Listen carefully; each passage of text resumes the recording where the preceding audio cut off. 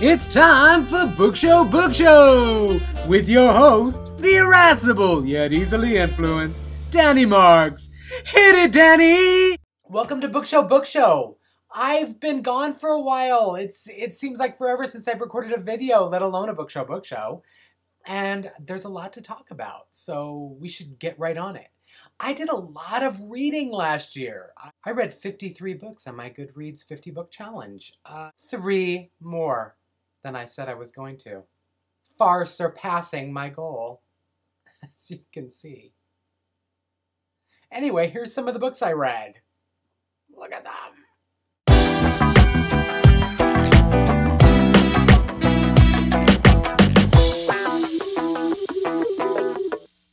That's a lot of books to narrow down into a best of video, you say.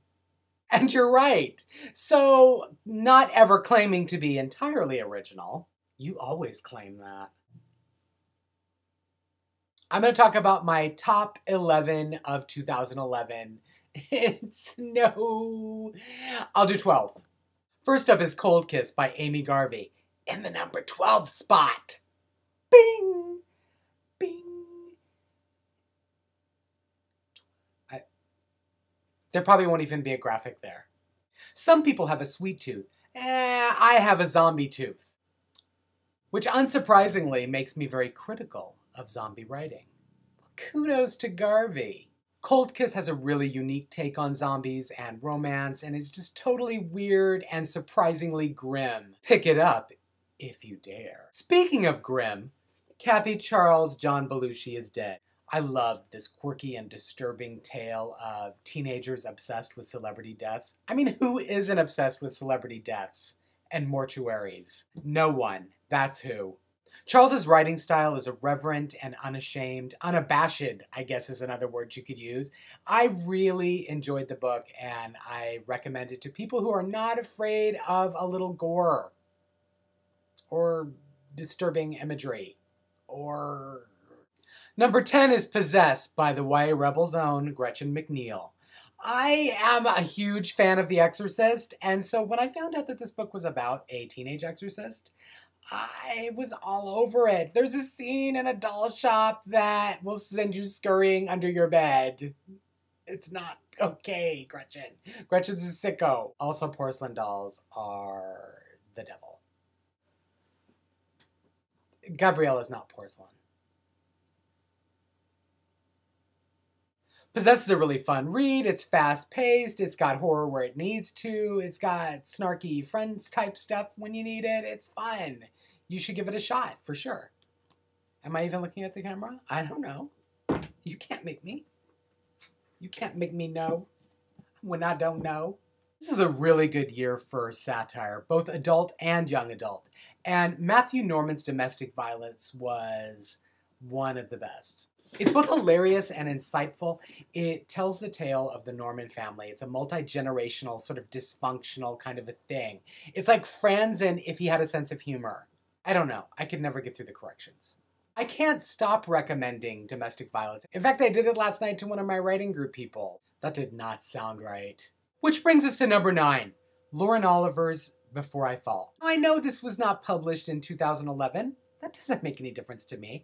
I don't care. I'll do whatever I want. It's my list.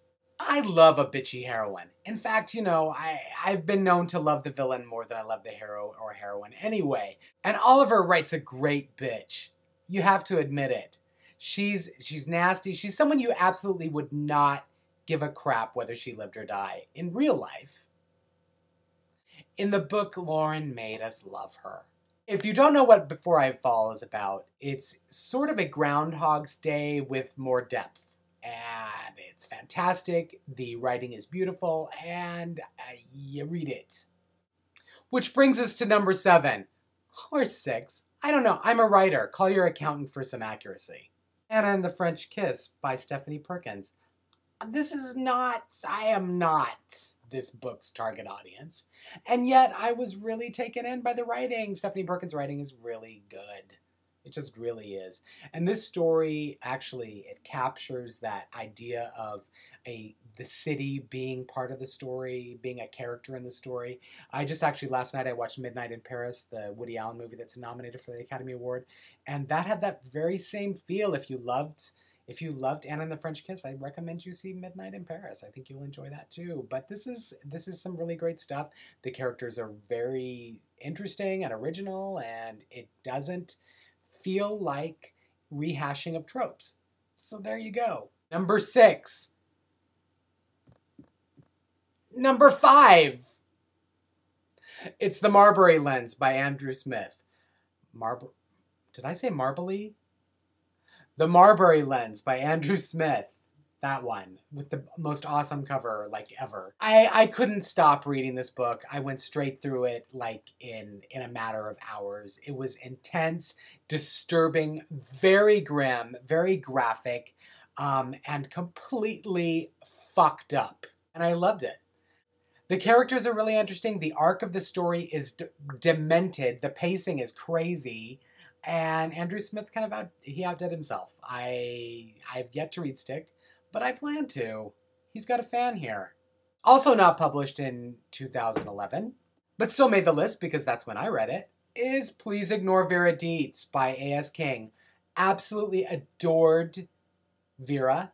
All the characters in the book are amazing, including the pagoda, who has a perspective. A really good use of magical realism in a contemporary story, it's full of abuse and very kind of disturbing things. But at the same time, it is brilliant. It's brilliant. I can't recommend it enough. Number 3 is the second adult book that's made the list, and it is Josh Bazel's Beat the Reaper. This is not a crossover YA type of thing, so if you're thinking it's an easy transition, it's not.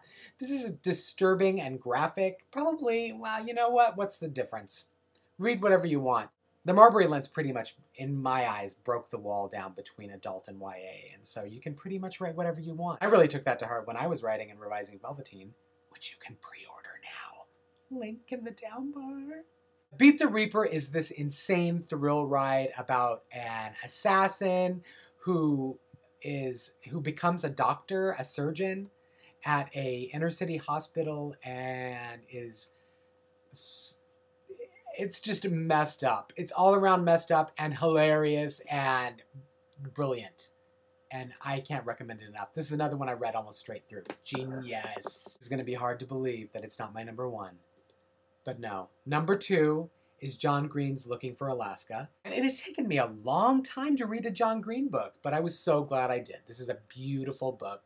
It is both ambiguous in terms of the twist that happens in the middle of it. The characters are original and just eccentric and quirky, and you fall in love with them almost immediately. I loved his writing. In fact, I'm reading The Fault in Our Stars right now, and I'm loving that. I can't imagine not loving everything that John Green writes at this point. Which brings me to my book of the year, my favorite read of 2011, which was published in 2011. Like I said before, it was a really good year for satire, and in YA, this book really kind of shined. Without further ado, Beauty Queens by Libba Bray. I think what's interesting about Beauty Queens is that on the surface it seems very simple and dim-witted. It just seems like the story of beauty queens who crash land on an island and have to deal with stuff. But satire works like an onion, and there's all these layers, and each one of the characters is layered and beautifully executed. Sometimes literally executed. So what comes off as a fairly standard humorous adventure is actually a denouncement of rampant commercialism in society. Beauty Queens is the first book I ever read by Libba Bray, and I know that Going Bovine has some of the same elements in it, which I'm very excited to read. The other thing about Beauty Queens is that it's sort of experiential. It's not written in standard linear form. It's got little bios on each of the beauty queens, and those are hilarious. It's got commercial breaks. It's got some hidden dystopian qualities that I think are really interesting in looking at our current government, and without talking about politics or anything, it's just really interesting. And I think it's a good starting off point for conversations about both satire and commercialism and feminism. My book of the year, Libba Bray's Beauty Queens. If you haven't read it yet, pick it up. Let me know what you think about it. What is your favorite book of the year? Tell me. I need to know these things. I do. I need to know. Could be anything, really.